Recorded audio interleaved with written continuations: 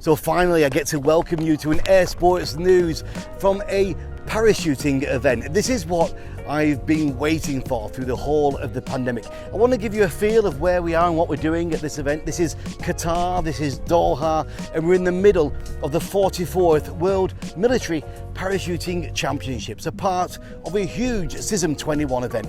I'm presenting the live action behind us on the accuracy as part of the Qatari Air Sports team, but I haven't forgotten about all you. So straight from Qatar, we're starting another fantastic, great episode of Air Sports News. Before we do begin, please share and like and subscribe as well. Let's go.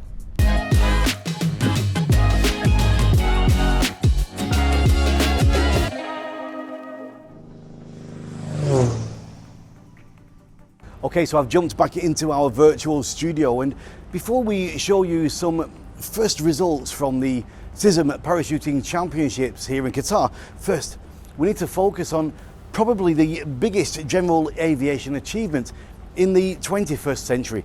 Rolls-Royce confirmed that their new fully electric aircraft has beaten new world speed records, and this one proves that the electric engines can be a future of multiple aviation airsports.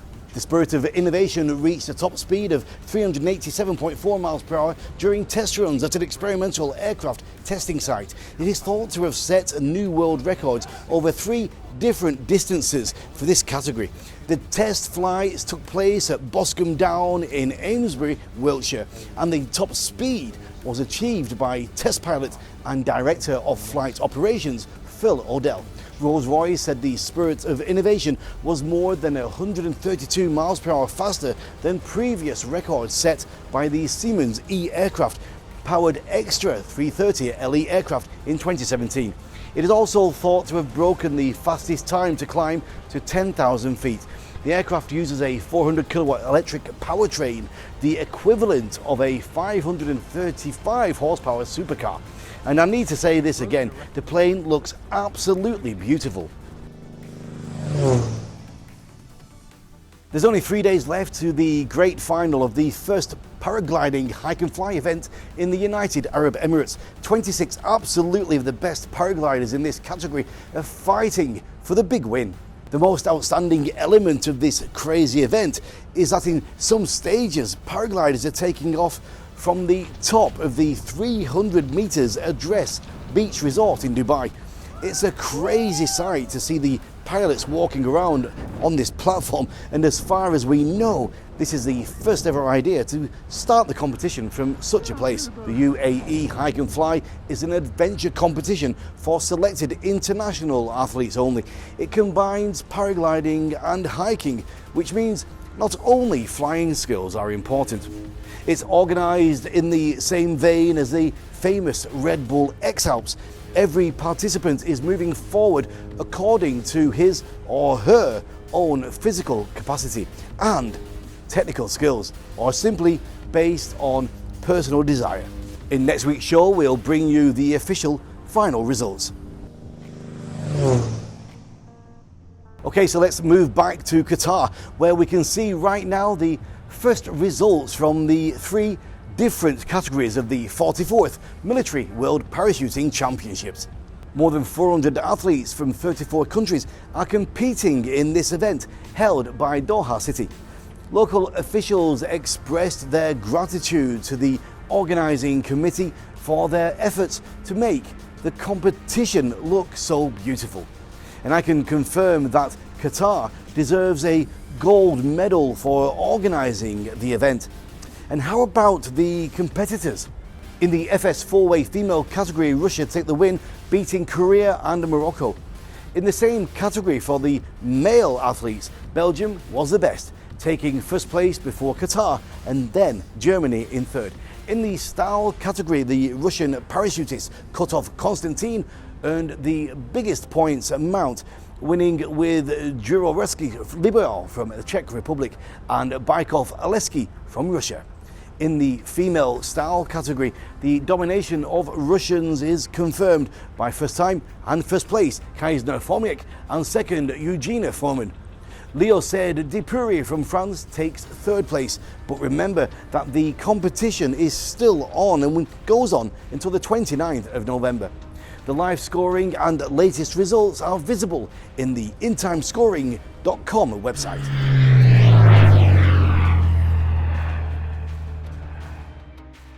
So for those of you who are not familiar with sports parachuting, the open question is, are there any difference between the military championships and the civilian championships? Well, yes there are, and there's actually quite a significant difference between the military and civilian parachutist equipment. To know more about this, I spoke in Doha with the legendary rigger from the AirTech company and the military Cyprus. This is Jupp Veltman. Military Cyprus, is it different than what I use, or is it the same? Yes, it's very different, because the main difference is that with the normal Cyprus you are supposed to take off and land at the same place. So all the Cyprus, they work with air pressure, and all the calculation is based on air pressure. And with the military Cyprus, it doesn't make a lot of sense if they take off and land at the same place. So the military just wants to travel around and want to land somewhere else. Yeah. So they need the air pressure of the target drop zone where they want to go. And that is what makes the big difference. You've got some equipment here, haven't you? Yeah. So can I just pass some things over? Do you want to see this one or this one? Or? This one is the main thing. So, and this is the newest version of our military Cyprus. It just came out. Yeah. So this has a few additional features that we didn't have before.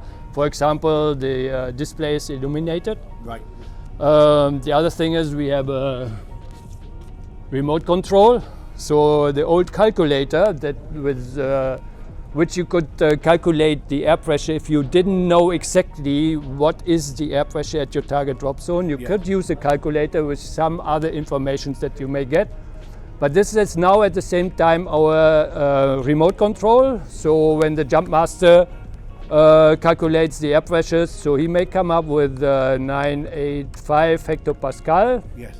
And then with this you can put into each Cyprus which is on board when you take over or you take off and fly to another drop zone. So not every jumper has to switch on or to set his own Cyprus, so the jump master, he can just do for everybody else with this remote control. Jupp has got many more interesting details from the parachuting and skydiving world, so you can watch the full-length interview with him on the Air Sports Promotion YouTube channel. And don't forget to subscribe to it as well. So quite often we show you the latest Drone Racing League races highlights, and only the best pilots from the world compete in this series. But if you think that they're so good without much training, you'd be very, very wrong. DRL released some details about just how hard these athletes practice between events. Take a look. Camp Amari, it's just the three of us, myself, Amari, and Sky, and we're putting in the work and the analysis of racing. We are really dissecting DRL down to what is making pilots like Vanover, pilots like Gap 707 as dominant as they were. Last week we showed you the fresh 21-22 sailplane Grand Prix calendar, and right now glider pilots have time to rest after the last season's competitions, but some of them have chosen Africa as their training camp. Stefan Langer is flying in Namibia, where the highest thermals on Earth can be found, reaching even up to 5,500 meters above the ground.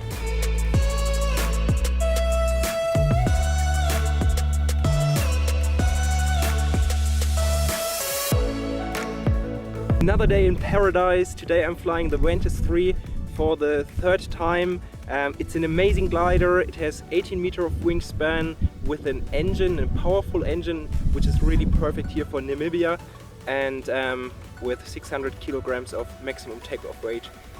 That's how I fly today. It's really perfect for the great weather conditions. Another week and another skydiving world record. Well, in our world, it's always possible. Take a look. We received a fresh video report from the USA where the Arizona State 3-point sequential female skydiving record has been beaten just a few days ago. Just look at how beautiful it is.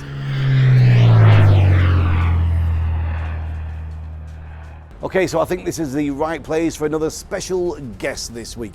I had the privilege to speak with former skydiving world champion and one of the best French skydivers and tunnel flyers as well. It is Martial Ferret.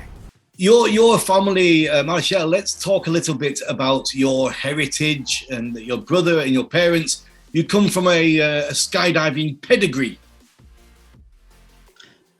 Yes, definitely. Almost all my family is jumping. So my two parents met in skydiving I think in the 60s. So they started jumping together, and so they got married, and they got me, and then my sister, and then Marin, my brother. So we five could fly together, and we were able to make 5 ways. And I met my wife in skydiving, but she stopped skydiving. Yes. My sister married Damien Sarlin. Yes. Who was part of the French airway national team, 2 times world champion. My brother, I was world champion with him. He married also a skydiver. And my sister's daughter actually married, she's also jumping. Yes. Her name is Clémentine, yeah. And she's a 2-time world champion. And she married Denis Pret from Hayabusa. So we have now a full, almost more than 8-way team together. As always, the rest of the interview is now available on our YouTube channel. In the United Arab Emirates, not only are paragliders showing their skills in the sky, the biggest air show and aviation trade event took place in Dubai last week. And we have some really stunning shots from on location. The Dubai Air Show featured world-class products, solutions, technologies and services from the market leaders and distributors, enhanced networking opportunities and state-of-the-art aircraft displays, along with major industry announcements. One of the biggest highlights of the show was the static park and flying display, which featured more than 175 of the world's most advanced aircraft on the ground and in the air. The air show also featured aerobatic displays from the UAE Air Force Fazan, the Russian Knights, the Saudi Hawks, the Syrian Kiran from India and the Sarang team of the Indian Air Force. So far we know that drones can be part of racing events, they can record stunning videos, they can even deliver food and parcels, and they can even fight fires. But what else? Take a look. The Croatian organisation Magic Forest wants to promote its innovative reforestation method using drones internationally. Members of the organisation state that they want to contribute to the European Union's plans to plant 3 billion new trees by 2030 to combat climate change and the loss of biodiversity. The project has been developing for over 2 years. With heavy hearts, the Cub Crafters Aircraft Company share the loss of their founder, Jim Richmond, who passed away last Sunday surrounded by loving family at his home in Yakima, Washington. Both Jim Richmond and the company he founded, Cub Crafters, are names that are synonymous with new innovation in backcountry aviation. A true visionary, Jim saw the possibilities in modernising the iconic Piper Super Cub with current design and manufacturing techniques for better performance and safety. In the 4 decades since he founded the company, Cub Crafters have manufactured a fleet of around 1,500 new aircraft and rebuilt or restored countless others for customers all over the world. So Christmas is approaching, and the open question to all of you is, have you already planned your present shopping, especially for the kids? If no, here's an aviation proposition from the Barbie doll producer. Barbie feels the need for speed as she embodies the determination of Natasha Phoenix Trace, a supremely confident and capable pilot at the fiercely competitive Top Gun flight school. Dressed for action in a pilot's helmet, sleek aviator sunglasses and a jumpsuit bearing signature patches, Top Gun Maverick Barbie doll captures the effortless and dedicated cool of this brave character. The actual price is $40. Anyway, we're still waiting for the constantly delayed premiere of this new Top Gun Hollywood movie with Tom Cruise as the main character. I can't wait. And now let's move on to our Hall of Fame section.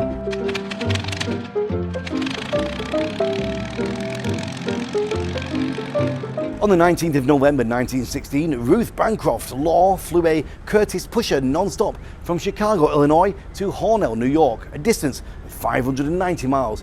This exceeded the previous long-distance record flight of 452 miles and set a new Aero Club of America record for distance. After a very difficult flight, she glided the last 2 miles to a landing after the engines stopped from fuel starvation. On the 19th of November 1969, the Apollo 12 lunar lander LM-6 landed at Oceanus Procellarum on the moon.